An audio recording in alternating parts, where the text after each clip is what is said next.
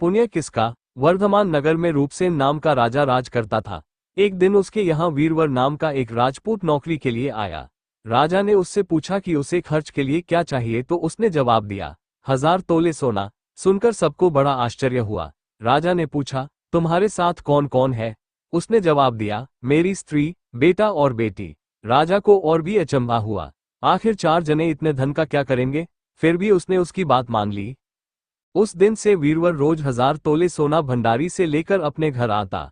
उसमें से आधा ब्राह्मणों में बांट देता, बाकी के 2 हिस्से करके एक मेहमानों, वैरागियों और सन्यासियों को देता और दूसरे से भोजन बनवाकर पहले गरीबों को खिलाता। उसके बाद जो बचता उसे स्त्री बच्चों को खिलाता, आप खाता। काम ये था कि शाम होते ही ढाल तलवार लेकर राज के पलंग की चौकीदारी करता। राजा को जब कभी रात को जरूरत होती वह हाजिर रहता। एक आधी रात के समय राजा को मरघट की ओर से किसी के रोने की आवाज आई। उसने वीरवर को पुकारा तो वह आ गया। राजा ने कहा, जाओ पता लगाकर आओ कि इतनी रात गए ये कौन रो रहा है और क्यों रो रहा है। वीरवर तत्काल वहां से चल दिया। मरघट में जाकर देखता क्या है कि सिर से पांव तक एक स्त्री गहनों से लदी कभी नाचती है, कभी कूदती है और सिर पीट पीट कर रोती है, लेकिन उसकी आंखों से एक बूंद आंसू की नहीं निकलती। वीरवर ने पूछा, तुम कौन हो, क्यों रोती हो।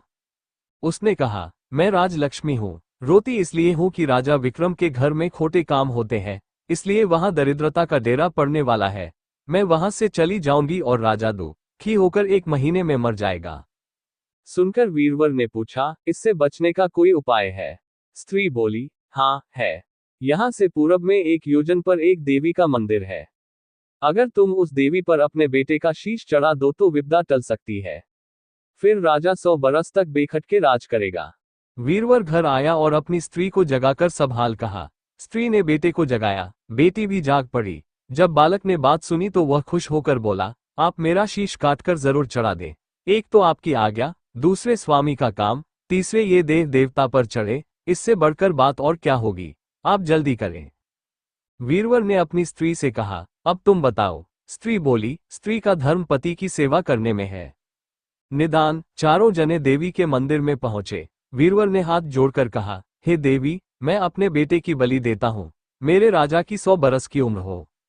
इतना कहकर उसने इतने जोर से खांडा मारा कि लड़के का शीश धड़ से अलग हो गया। भाई का ये हाल देखकर बहन ने भी खांडे से अपना सिर अलग कर डाला। बेटा बेटी चले गए तो दुखी मां ने भी उन्हीं का रास्ता पकड़ा और अपनी गर्दन काट दी। वीरवर ने सोचा कि घर में कोई नहीं रहा तो मैं ही जीकर क्या करूंगा। उसने भी अपना सिर काट डाला। राजा को जब यह मालूम हुआ तो वह वहां आया। उसे बड़ा दुख हुआ कि उसके लिए 4 प्राणियों की जान चली गई। वह सोचने लगा कि ऐसा राज करने से धिक्कार है। ये सोच उसने तलवार उठा ली और जैसे ही अपना सिर काटने को हुआ कि देवी ने प्रकट होकर उसका हाथ पकड़ लिया। बोली, राजन, मैं तेरे साहस से प्रसन्न हूं। तू जो वर मांगेगा सो दूंगी। राजा ने कहा, देवी तुम प्रसन्न हो तो इन 4 को जिला दो। देवी ने अमृत छिड़ककर उन 4 को फिर से जिला दिया। इतना कहकर बेताल बोला, राजा बताओ, सबसे ज्यादा पुण्य किसका हुआ। राजा बोला, राजा का। बेताल ने पूछा, क्यों। राजा ने कहा, इसलिए कि स्वामी के लिए चाकर का प्राण देना धर्म है, लेकिन चाकर के लिए राजा का राजपाट को छोड़ जान को तिनके के समान समझकर देने को तैयार हो जाना बहुत बड़ी बात है। ये सुन बेताल गायब हो गया और पेड़ पर जा लटका। बेचारा राजा दौड़ा दौड़ा वहां पहुंचा और उसे फिर पकड़ कर लाया तो बेताल ने चौथी कहानी कही। आगे की कहानी सुनने के लिए हमारे चैनल को सब्सक्राइब करें और बेल आइकन को दबाएं।